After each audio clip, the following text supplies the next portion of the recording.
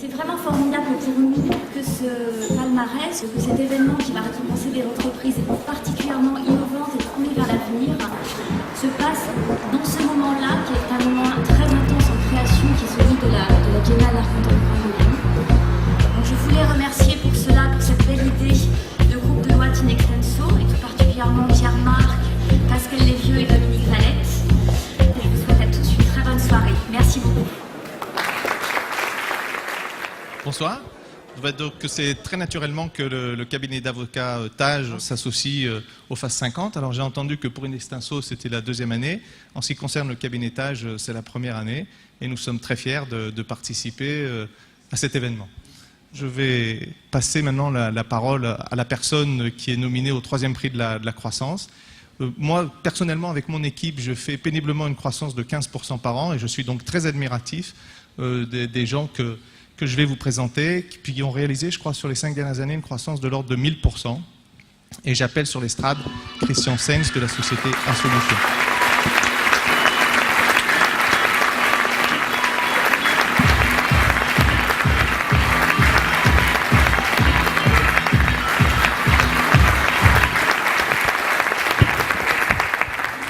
Merci.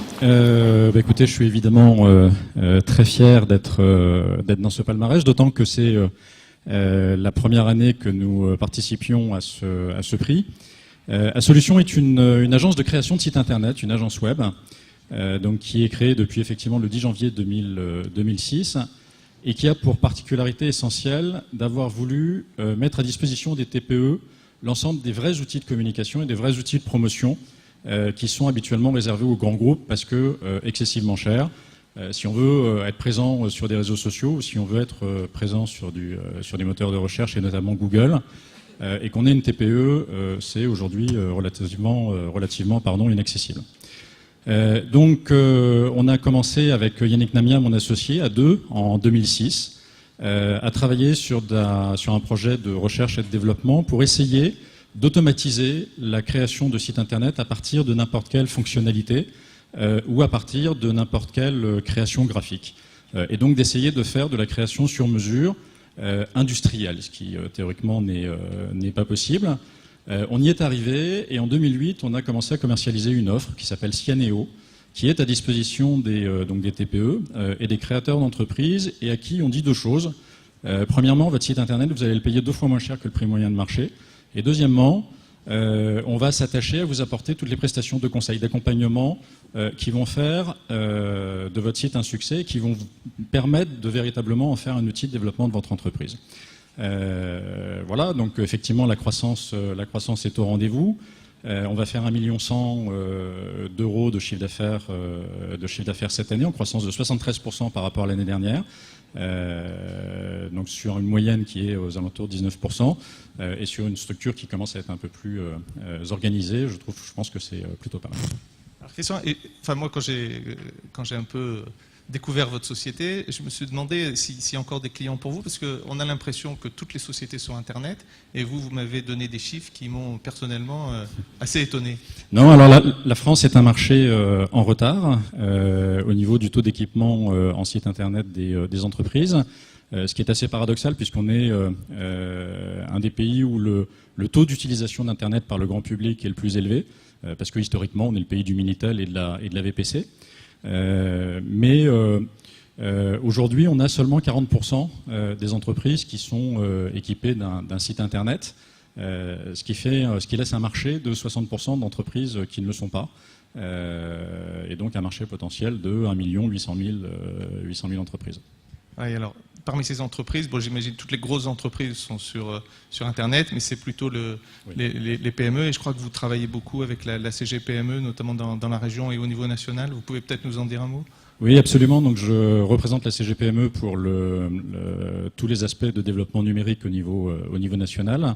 Et ce qu'on identifie assez nettement, c'est qu'en fait, la première raison de ce faible taux d'équipement, c'est que en fait, les entreprises ne savent pas comment faire. Elles ne savent pas vers qui se tourner pour se développer grâce à cette espèce de machin qui est Internet. Donc clairement, pour boucler avec nos résultats et notre métier, quand on arrive à donner des réponses concrètes et efficaces, voilà, ça marche.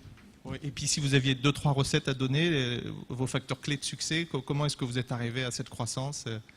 Les secrets de fabrique, en fait. Alors, je crois que le premier facteur clé de succès de toute entreprise, surtout quand elle croît rapidement, c'est une ambition. Et on n'a pas peur d'afficher qu'on a l'intention de devenir un des top 3 français d'ici 2015. Et on est plutôt bien parti pour. Avant, et peut-être surtout, c'est une équipe, donc un associé qui est le personnage informatique de la bande, avec une équipe de développement qui, à partir d'une feuille blanche, arrive à construire des technologies extrêmement innovantes. Évidemment, c'est le socle de tout. Une équipe qui, derrière, nous accompagne au quotidien, c'est ça qui permet notre développement. Et puis, il y a 3 partenaires que je voudrais citer, parce qu'ils nous accompagnent depuis 3-4 ans. Et je pense que sans eux, on ne serait pas là non plus. Il y en a un qui est... alors, ça va peut-être vous surprendre en ces temps tout troublés, mais c'est notre partenaire bancaire.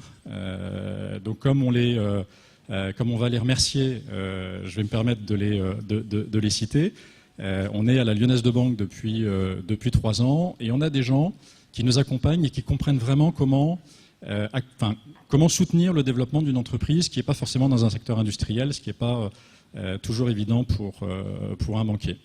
On a ensuite la CGPME qui, pour reprendre les termes de son président, est l'assurance anti-solitude des chefs d'entreprise. Et puis, enfin, on a un expert comptable. Donc là, je sais que ça va vous parler beaucoup plus. Un expert comptable qui vraiment a su nous apporter du conseil au moment où c'était important.